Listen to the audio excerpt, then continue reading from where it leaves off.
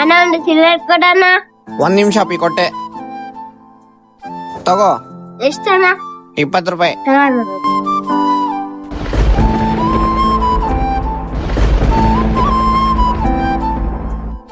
ಏನ್ಲೇ cigarette ಕುಡ್ತಿದ್ಯಾ? ತಡಿ ನಿಮ್ ಅಣ್ಣ ಹೇಳ್ತೀನಿ. ಅಣ್ಣ ಬ್ಯಾಡಣ್ಣ.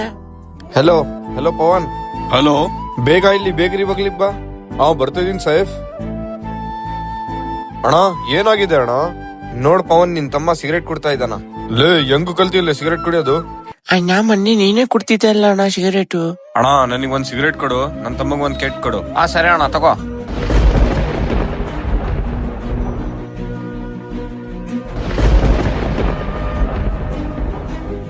ನಿನಗ್ ನೋಡಿ ನಾನ್ ಕೂಡ ಕಲ್ತ್ಕೊಂಡಿನಣ್ಣ.